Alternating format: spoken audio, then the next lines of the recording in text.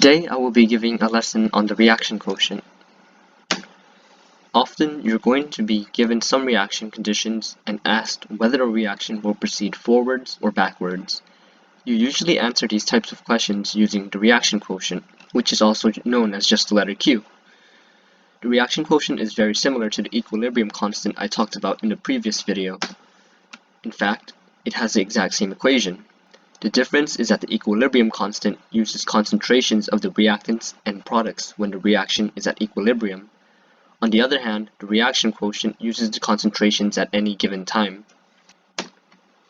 So let me start with an example. Let's take a look at this reaction, where our reactants are represented by A and our products are represented by B. We're going to take a look at the K value first. The K value only applies when the reaction is at equilibrium, which, according to this graph, is at 15 minutes. At 15 minutes, we have a higher concentration of products than reactants. So, according to this equation, our K value will be bigger than 1, since the concentration of B is going to be higher than the concentration of A. Let's say this K value is going to be 10. But what would this K value be if I use the concentrations at 1 minute instead of 15 minutes? It would be a number that's less than 10. Think about it. If I use the concentrations at 1 minute, then I would have much more reactants than products. In other words, the concentration of A would be higher than that of B.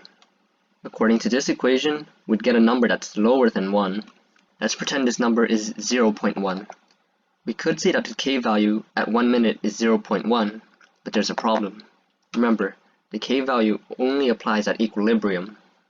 At 1 minute, we're not at equilibrium. This is where the reaction quotient is used. We don't say K is 0.1 at 1 minute. We have to say Q is equal to 0.1 at 1 minute. We use the reaction quotient when we're dealing with concentrations that are not at equilibrium. Okay, so we have Q equal to 0.1. What do we even do with this information?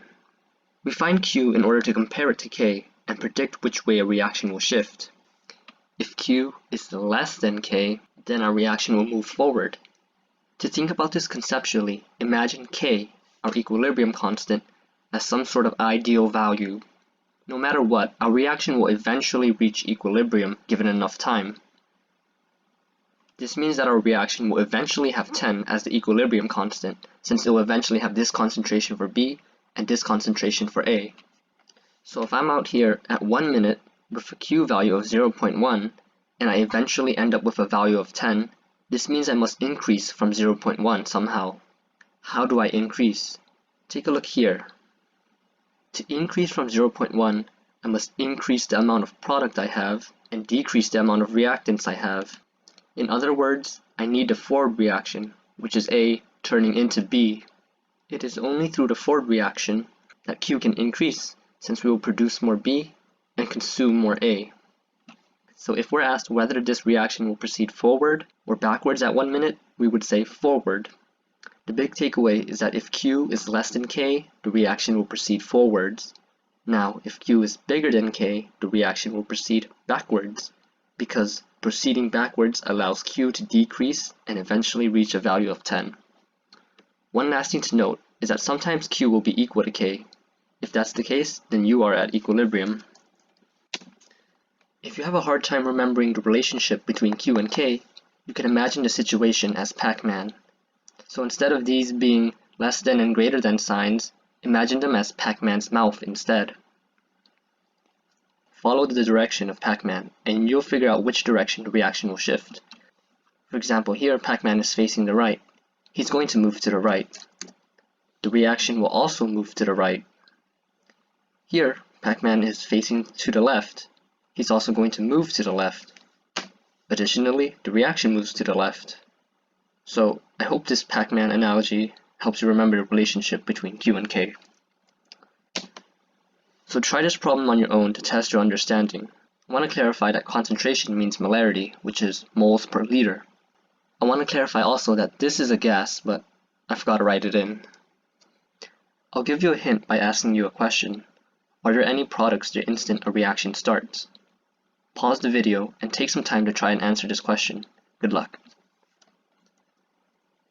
I'll guide this problem step by step to show you my thinking process. First, I write down my given information, which is K is equal to 50.